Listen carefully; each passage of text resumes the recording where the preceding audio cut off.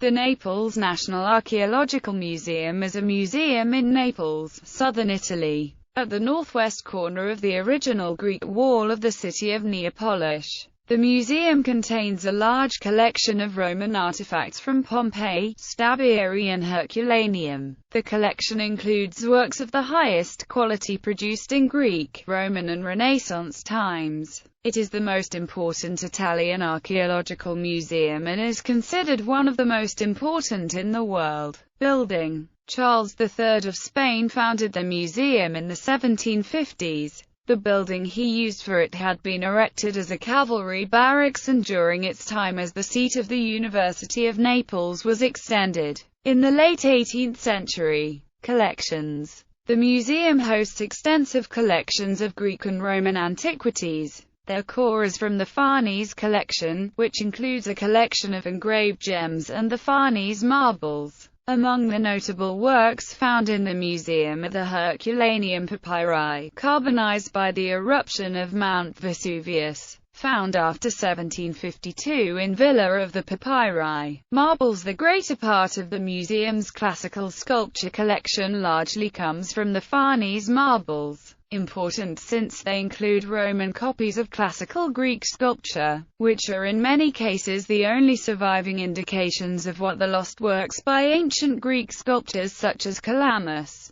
Critias and Nicetas looked like. Many of these works, especially the larger ones, have been moved to the Museo di Capodimonte for display in recent years. The Farnese Hercules, which fixed the image of Hercules in the European imagination. The Farnese Atlas is the oldest extant depiction of Atlas from Greek mythology, and the oldest view of the Western constellations, possibly based upon the star catalogue of Hippicus. The Farnese Bull, widely considered the largest single sculpture ever recovered from antiquity. The group Harmodius and Aristogiton, a Roman copy of a bronze work that once stood in the Agora of Athens. The Venus Galapagos. The Farnese Artemis, again a Roman copy of a Greek original, a collection of busts of Roman emperors. Another set of Roman sculptures that once stood in the baths of Caracalla in Rome. Bronzes from the Villa of the Papyri. A major collection of ancient Roman bronzes from the Villa of the Papyri is housed at the museum. These include the seated Hermes, a sprawling drunken satyr, a bust of Thespes, another variously identified as Seneca or Hesiod, and a pair of exceptionally lively runners. Mosaics. The museum's mosaic collection includes a number of important mosaics recovered from the ruins of Pompeii and the other Vesuvian cities. This includes the Alexander mosaic, dating from circa 100 BC, originally from the House of the Faun in Pompeii. It depicts a battle between the armies of Alexander the Great and Darius III of Persia. Another mosaic found is that of the gladiatorial fighter, depicted in a mosaic found from the Villa of the Figured Capitals in Pompeii. Egyptian collection. The museum has the second largest collection of Egyptian artifacts in Italy, after the Museo Egizio in Turin. It is made up primarily of works from two private collections, assembled by Cardinal Borgia in the second half of the 18th century, and Piccianti in the first years of the 19th.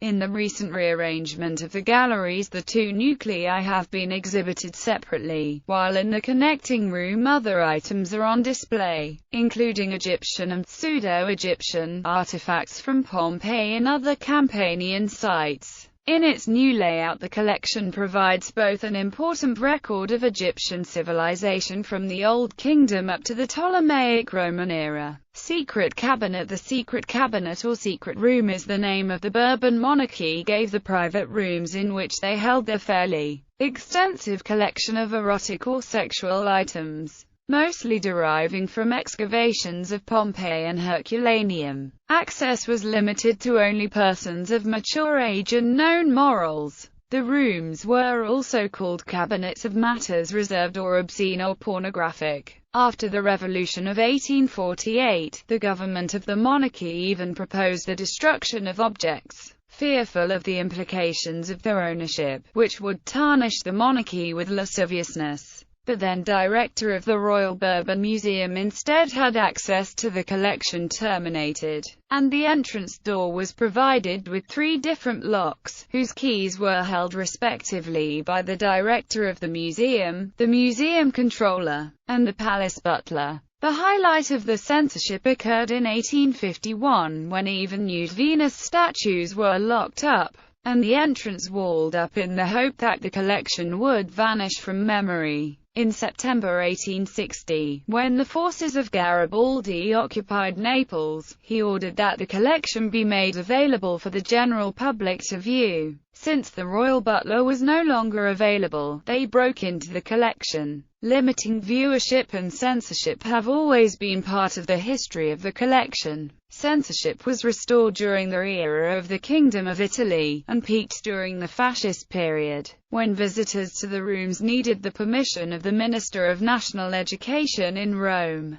Censorship persisted in the post-war period up to 1967, abating only after 1971, when the ministry was given the new rules to regulate requests for visits and access to the section. Completely rebuilt a few years ago with all of the new criteria, the collection was finally opened to the public in April 2000. Visitors under the age of 14 can tour the exhibit only with an adult. Gallery. Fish Catalogue Mosaic. Fish and Ducks, Roman Mosaic. Achilles and Agamemnon, scene from Book 1 of the Iliad, Roman Mosaic. Cave Canem, Mosaic.